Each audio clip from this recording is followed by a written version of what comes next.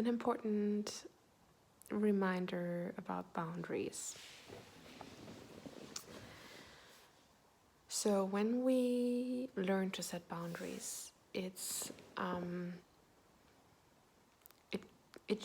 comes from, in the beginning it's difficult because we are just communicating, we are just speaking boundaries, but we're not feeling it, right?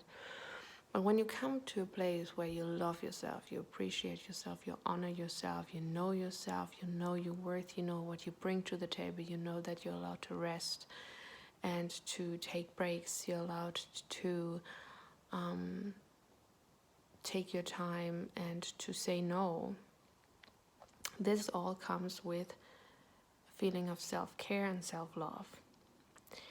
And when we are at that place, and it takes a while, because in the beginning, when we were always empathic and overgiving and highly sensitive, and we thought we had to fix and rescue and heal and overgive and and take over people's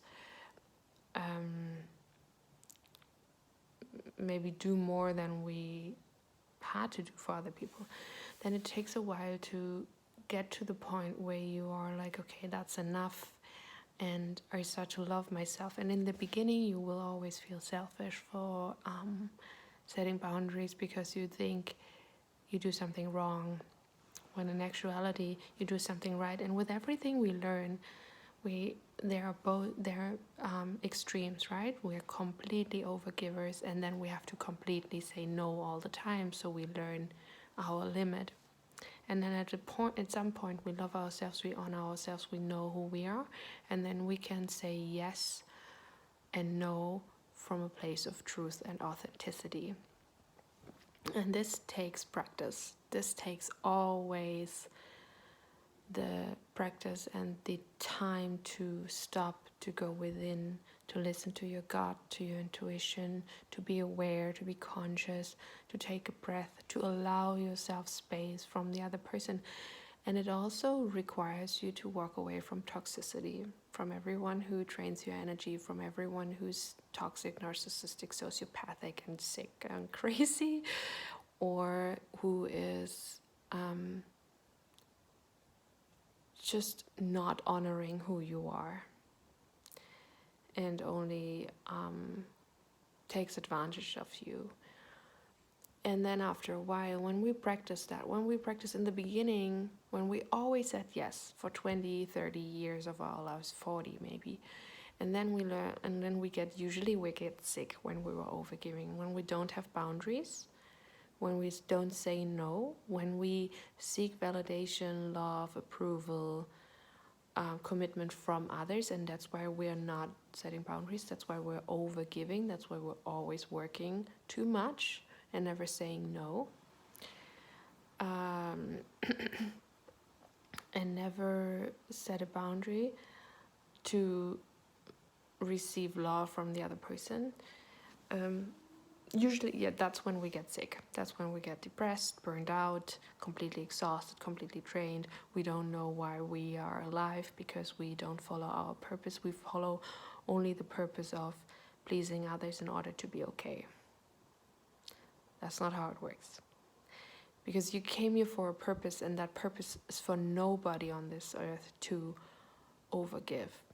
Only until it's your purpose to overgive and overwork yourself, until you recognize your own light, your gifts, your talents, your abilities, your possibilities and potentials, and you see your God-given gifts, and you see your own light and your worth. And that sometimes takes a really long time, and a lot of people are really stubborn, like especially women in their, like, there's a certain age that's in women that's really overgiving, and that usually leads to victimhood also, because when you are coming from a place of lack and you're overgiving and you're doing everything, and where you're constantly available for everyone, you bake the cake here and you cook there and you take care of these people and you bake another cake and you But you do it from a place of lack, of a feeling of I'm not enough, I'm not worthy, I'm not whole, I'm not loved, and I seek to receive that from another person. It will never come from a place of truth. And usually the conscious people can feel that. And when it doesn't come from a place of truth, it's not healthy. When it's not coming from a place of authenticity. So usually what happens is we get sick. We have thyroid issues because we don't speak our truth. We have stomach issues because we don't handle our anger. We have headaches, migraines, depression, burnout, because we're completely disconnected from ourselves, our self-worth, our purpose, our reason to be alive. And the reason to be alive is not, the true reason to be alive is not overgiving and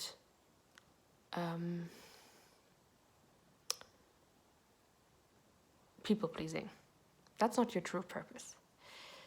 Your true purpose is to see and understand your own light and to value your person and who you are, and to find self-worth within, so you are finding your gifts, talents, abilities that you may share with the world and give to others from a full cup, not an empty one.